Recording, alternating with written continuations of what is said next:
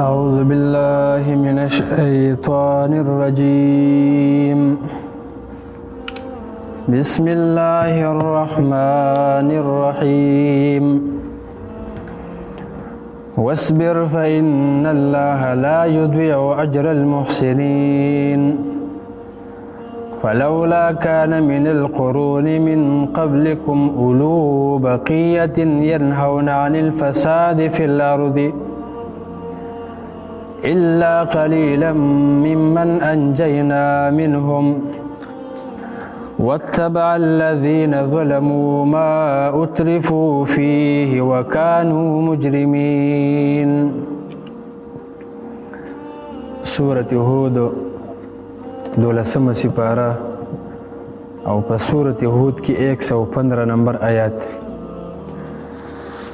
بسم الله الرحمن الرحیم واصبر صبر کوا فإن الله یقینا الله تعالی لا یضيع نزائق اجر المحسنین اجر د نیک عمل کوونکو. په دې آیت کریمه کې الله سبحانه و تعالی بل ادب د داعی ذکر کړی دی. نبی کریم صلی الله علیه وسلم ته په تمامو مشقتونو باندې د صبر کول تلقین ورکړی چې دعوت او د تبلیغ په لاره کې به قسمه تکلیفونه او مصیبتونه دا به راځي، نو ته به صبر کې واصبر، الله وی صبر کوه. او بالخصوص په هغه مشقتونو باندې چې د منځونو په پابندۍ او په محدود اوقاتو کې د هغې د ادا کولو کې انسان ادا کوي، د هغې لپاره کوشش کوي.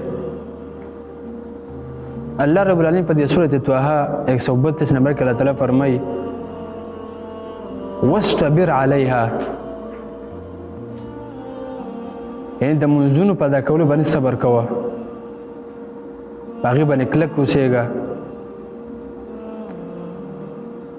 په دې آیت کریمه کې الله سبحانه و تعالی صبر والو ته محسنین ویله، دا خلک محسنین دي.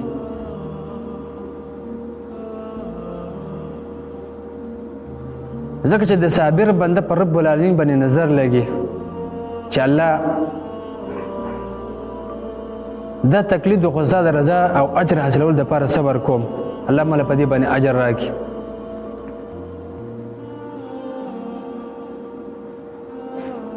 دا هغه صبر هیڅ پیدا نشته چې د الله دپاره نه وي. پیدا د هغه صبر ته چې ستا د الله رضا دپاره په هغې باندې صبر وکړي او د رب العالمین نه امید وصل چې الله سبحانه وتعالی مله په دې باندې اجر او ثواب راکړي. الله وایي واصبر صبر کوه فإن الله یقینا الله لا یضيع نزائق اجر المحسنین اجر د نیک عمل کوونکو.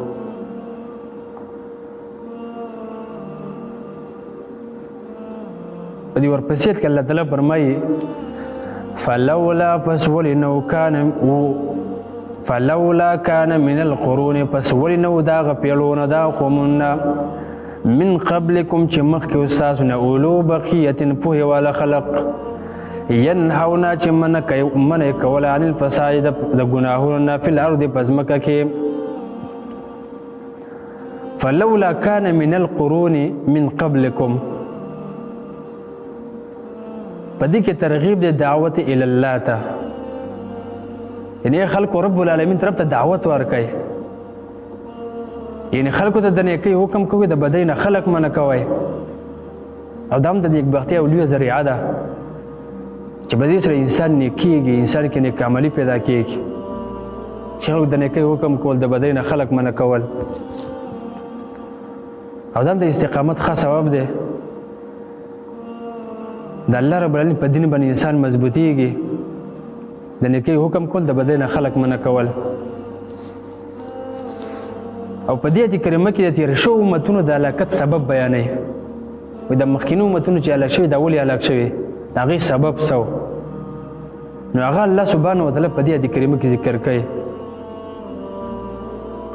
چې د هغې واقعات په تفصیلا مخکې دې صورت کې ذکر شو. نو په دې کې زورنه دی موجوده امت ته چې الله رب العالمین هغه قومونه او هغه پیړۍ په دې وجه د جرل نه پرې کړله ختم یې کړه ابیخې ولا ویویستو چې کله په هغوی کې ګناهونه عام شو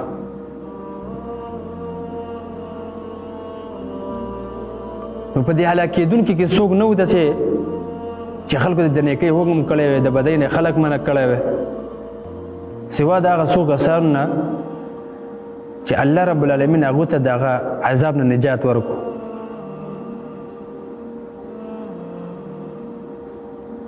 هغه ظالمان ته چې الله رب العالمین کم سامان د ژوند ورکړی و نو دا خلک په دې کې داسې ډوب شوله چې عیش پرستي د هغوی د ژوند مقصد وګرځېده د آخرت نه بیخي غافله شو د هغوی ټول نظر په دنیا به شو چې دنیا دا ژوند دی بل ژوند نشته دی اصلي مقصد چې د دغه انسانانو کم و هغه د دوی نه هیر شو د هغې نه غافله شو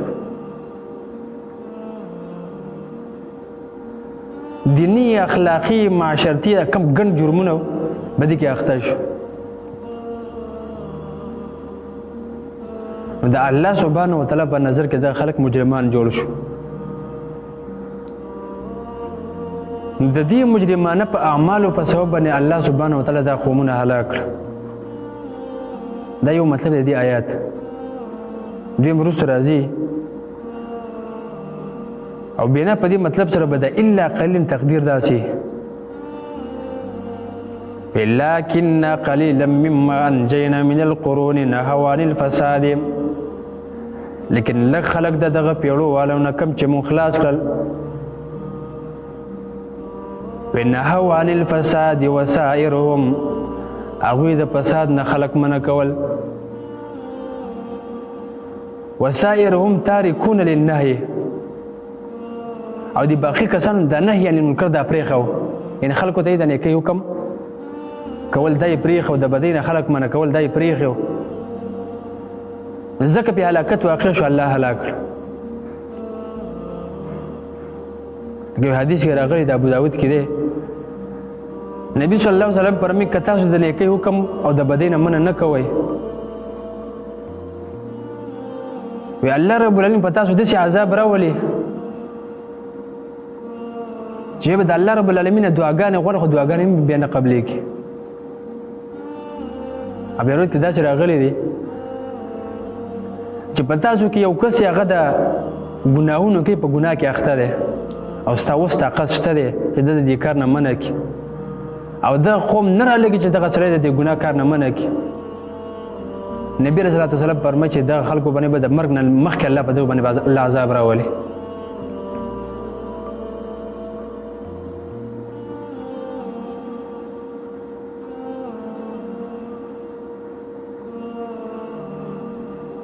الله سبحانه وتعالى فرمي فلولا كان من القرون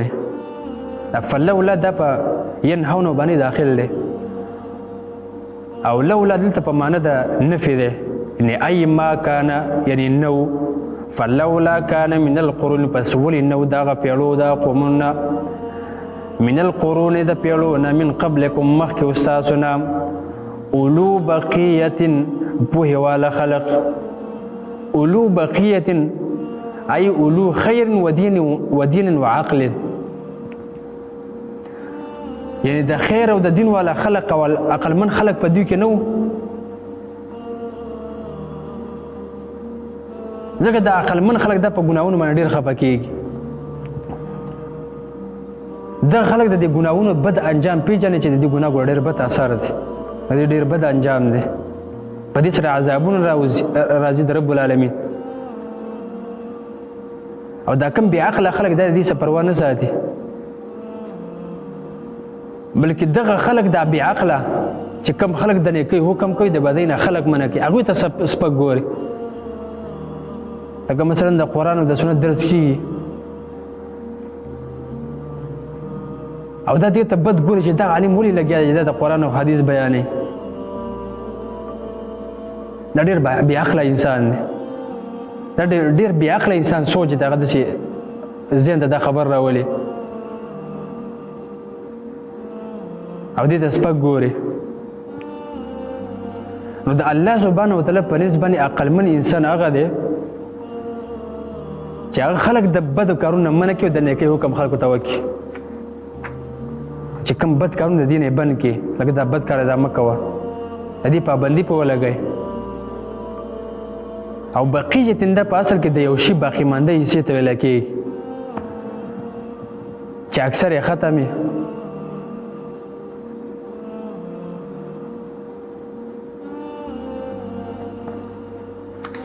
الله سبحانه وتعالی فرمایي فلولا كان فسولنو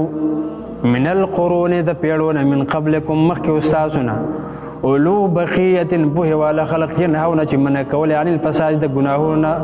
فی الارض پزمکه کې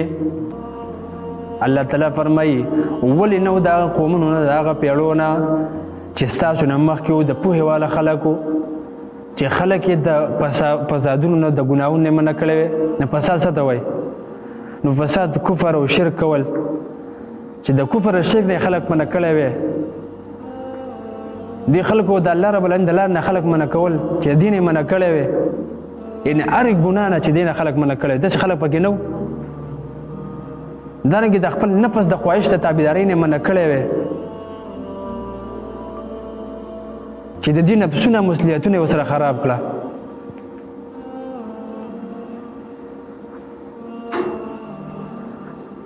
الا قلیل مگر لږ کسان ممن دا چانه انجینا چې بچ کړل موږ منهم د دوی نه ممن انجینا منهم په دې کې اشاره ده چې نهي عن المنکر دا سبب د نجات دی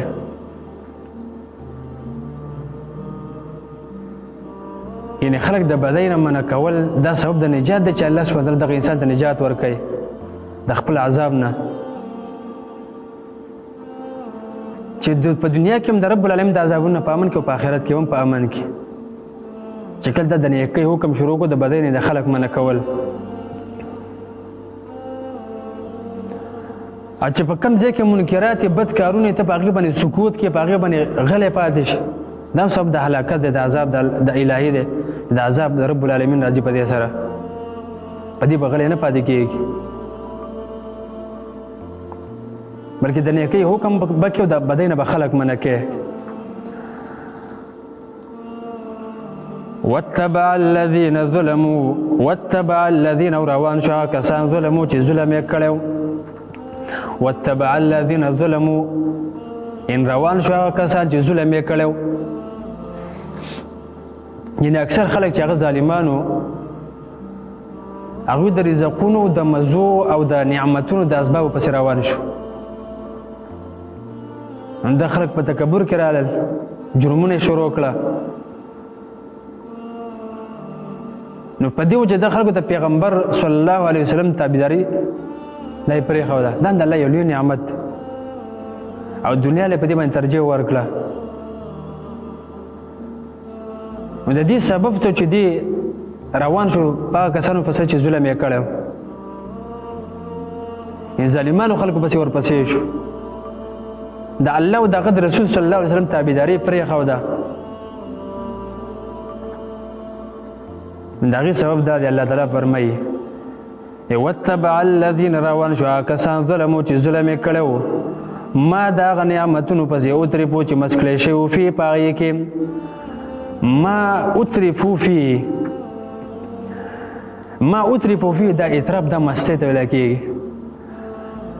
او مطرب هغه سړی دی چې د مالدارۍ د وجې نه په مستۍ کې راغلی لکه مالدارۍ کې پیدا شو دی به یې مست شي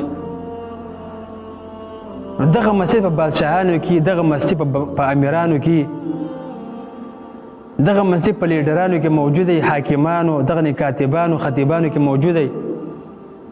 دغه اکثر خلک دی او د دین د فساد منع کوونکي خلک دا بیا ډېر کمي دا په خلکو ایخو په خلکو کې پټ دا ښکار یم نه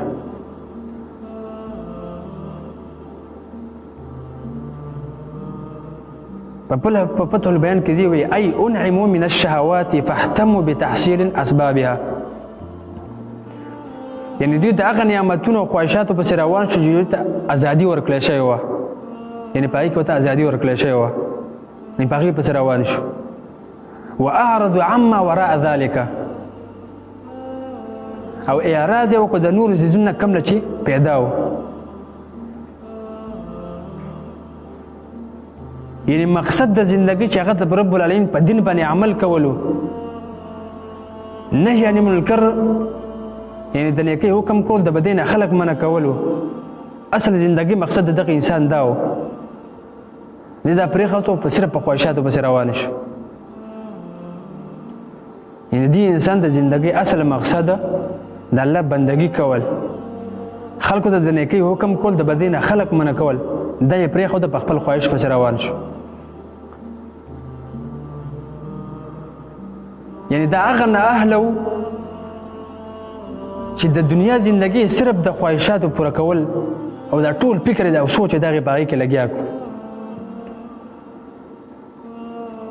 نور د څه نه خبر نه و چې صرف دنیا او دنیا او دنیا. که نه سبا څو سړی وکړي په 99% خلکو کې صرف 1% به چې هغه به دین دپاره لګیا وي، او دا 99% خلک به دا به ټول د روپو خبرې کوي. که په مجلس کې ناست د روپو باز به د دنیا باز به، که په لار روان د روپو باز به، که جومات نو د روپو باز به، د دنیا باز به. هغه به ډېر کم خلک چې هغه د کم مقصد له چې الله تعالی پیدا کړی دی هغې دپاره به کوشش کوي. نو الله تعالی پر نبی د آیت په آخر کې وکانو مجرمین، وی ودوی مجرمان. دلته بیا دا سوال هم را پیدا کېږي چې د دنیا نعمتونه به دا مزې اخیستل ناروا وي چې الله رب العالمین د دنیا کې دا نعمتونه دا پیدا کړي، دا خو بیا خوړل دا به ناروا وي. نو جواب وشي دا خلک په دې نعمتونو کې مجرمان څنګه و؟ نو د نعمت اخیستل دا بیا په دوه قسمه دی. یو په طریقه د اباحت سره چې الله رب العالمین بندګان له جایز کړي دي چې د هغې نه پیدا اخیستل جایز دي، لکه ښځه ده چې هغې ته نکاح وکړي پیدا اخیستل جایز دي، ګاډی دی موټر واخلي په حلالو پیسو باندې، دغه خوراکونه اخیستل په حلال مال باندې. او دویم د نعمتونو پسې داسې راودل چې په هغې کې انسان مجرم شي، د الله سبحانه وتعالی د حدود نه تجاوز وکړي، د الله د حدود نه واوړي، د حرام خواهشاتو پسې روان شي، په زناګانو پسې روان شي، په ډاکو پسې روان شي، یعنې په حرامه طریقه دې دا شي حاصلوي. خیانتونه کوي، د الله رب العالمین حکم پرېږدي په هغې پسې، مزدونه ترې قضا یي، د الله سبحانه وتعالی د دین هېڅ لحاظ په هغه کې نه وي. نو داسې قسم مزې اخیستل دا بې حرام دي. الله سبحانه وتعالى دې موږ تاسو په دې باندې توفیق راکړي. وصلى الله تعالى على خير خلقه محمد وعلى آله وصحبه أجمعين برحمتك يا أرحم الراحمين.